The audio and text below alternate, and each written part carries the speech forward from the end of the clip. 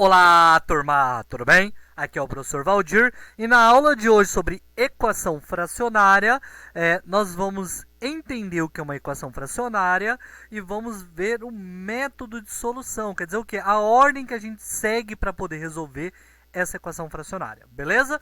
Então tá, o que é uma equação fracionária então? Uma equação fracionária nada mais é que uma equação que tem letra no seu denominador, beleza? É isso que a gente coloca aqui, ó. Uma equação fracionária difere-se das demais equações pelo fato que pelo menos um dos termos é uma fração algébrica, isto é, a incógnita, a letra, aparece no denominador de uma das frações. Beleza? Fora isso, pessoal, a gente sabe que quando a gente faz uma divisão, embaixo nunca pode ser zero, tá? Então é isso que a gente coloca aqui também para ser lembrado, tá? Nós temos que uma fração jamais pode ter denominador zero, nulo.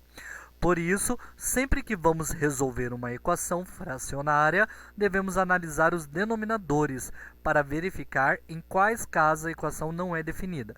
A gente chama isso de condição de existência.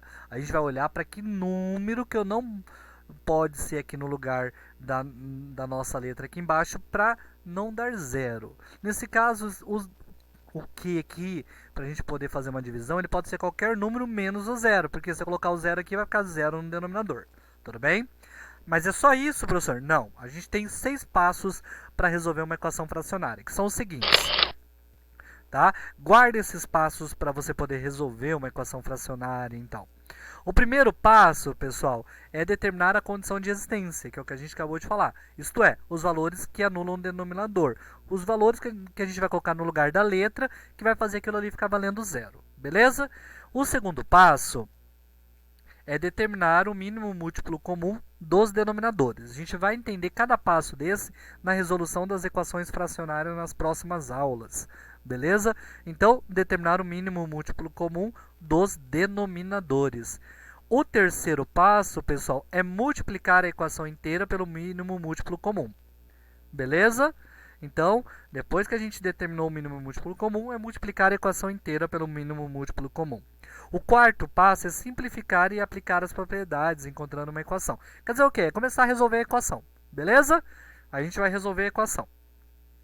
O quinto é resolver a equação mesmo, porque aqui a gente vai determinar se ela é de primeiro grau, de segundo grau, beleza? No nosso caso de exemplos, está até o nick aqui de equação de segundo grau, porque nossos vão cair todos em equação de segundo grau, mas pode recair numa equação de primeiro grau, beleza?